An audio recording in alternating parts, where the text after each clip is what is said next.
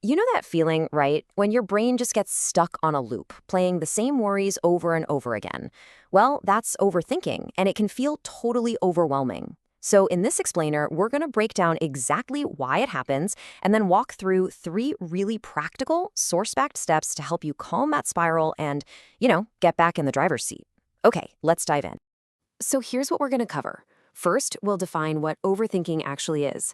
Then we'll get into the science of why our brains get stuck in these loops in the first place.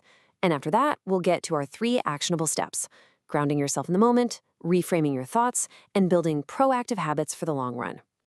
All right, let's start with the basics. What exactly are we talking about when we say overthinking?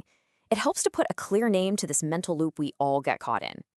I think we all know this feeling. Your thoughts are just racing, but you're not actually getting anywhere. It's like you're on a mental hamster wheel, right? You're just replaying the same worries until they start to feel way bigger and way more scary than they really are. This is a perfect example of something called catastrophizing. It's when our brain takes a small thing and immediately jumps to the worst possible conclusion. Just look at this quote. A totally neutral event, a boss not smiling, instantly becomes a sign of absolute disaster. That's the mental loop in hack. So, to put a more formal definition on it, psychology today describes overthinking as this pattern of getting stuck on future what ifs. It isn't just thinking a lot. It's about constantly rehearsing those worst-case scenarios, which, as you can imagine, makes it pretty much impossible to see the situation for what it is. Okay, so why does our brain even do this? It's really important to know that this is not some kind of personal failing. There's actually a scientific reason our minds get trapped in these spirals. At its very core, this whole process is part of a system that's designed to protect you.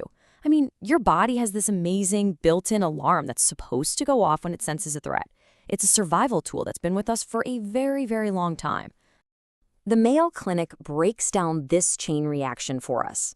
So, when your brain thinks there's a threat, and that could be a real danger or, just a stressful meeting, an alarm goes off in your brain. This floods your body with stress hormones like adrenaline, which gets you physically ready for fight or flight. Your heart starts racing, your muscles get tense, you're on high alert. Now, here's the key. In our modern lives, the stressors can feel constant.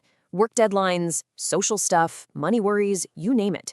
And when that alarm system never really gets a chance to switch off, that fight or flight reaction just stays active.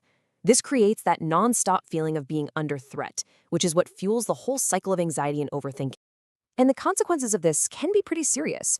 Having that stress response turned on all the time can really mess with your body's systems. The Mayo Clinic points out that it can lead to a whole bunch of health issues, from anxiety and depression to physical things like headaches and trouble sleeping. This is exactly why learning to manage this response is so important. Okay, so how do we actually stop the cycle when we're right in the middle of it? Well, our first step is all about immediate first aid for a worried mind. It's about grounding yourself right here and right now. This is what you do. It's called the 5-4-3-2-1 method, and it is incredibly simple. You can actually do it with me right now. Just name 5 things you can see around you, acknowledge 4 things you can physically feel or touch, listen for 3 different sounds, notice 2 things you can smell, and finally, name 1 thing you can taste. This whole process literally pulls your mind out of worrying about the future and brings it back to the present. And here's why it works. As therapist Lee McInnes explains, anxiety puts us in this state of being hyper alert. By intentionally focusing on your senses, you're redirecting your brain away from those anxious thoughts and onto what's actually happening around you. It breaks the spiral by grounding you, plain and simple. Here's a quick example of how you can use this anywhere. Let's say you're at your desk and feeling totally overwhelmed. You can just notice your monitor, feel the texture of your chair, hear the soft hum of your computer, smell your coffee, and maybe taste the water you just sipped. See? It's that simple, and you can do it anytime, anywhere. Okay, so once you've grounded yourself a bit, you can move on to the next step, which is about tackling the thoughts themselves. This is all about actively changing the story your mind is telling you. So this is what we mean by cognitive reframing. Just look at the difference here. The automatic thought is so black and white, right? It's this all-or-nothing catastrophe. But the reframed thought? It acknowledges what happened, but it puts it into a bigger, more forgiving context. It changes the narrative from "I'm a failure" to "this is just part of the journey." So why does this work? Well, this technique is about becoming a kind of detective for your own mind. You learn to stop just accepting those automatic negative thoughts as 100% true, and instead, you start looking at the evidence. You're challenging the story instead of just letting it run the show. Here's a really practical way to do it.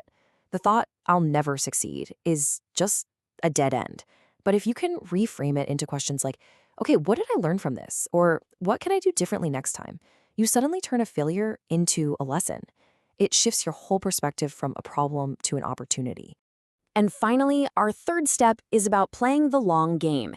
This is about building daily habits that actually lower your overall stress levels, which makes you way less likely to fall into those overthinking spirals in the first place.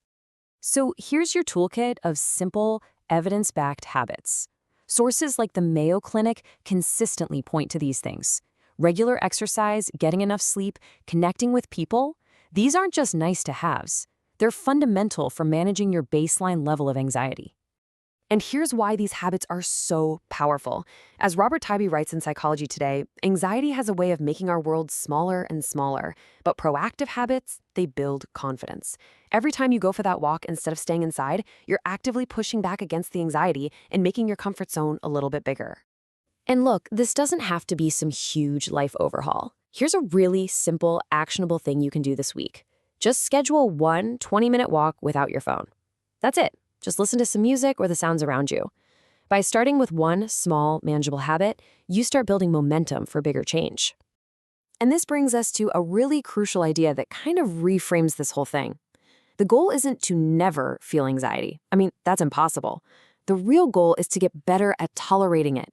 It's about learning that you can feel that discomfort and still move forward anyway. You know, sometimes the simplest advice is the most powerful. When that spiral starts, when all the what-ifs start taking over, just come back to your breath. It's the ultimate anchor to right here, right now. And finally, it's so important to remember that while these tools are incredibly helpful, sometimes we need more support. If you're really struggling with this, please consider reaching out to a mental health professional. They can provide guidance that's tailored specifically for you.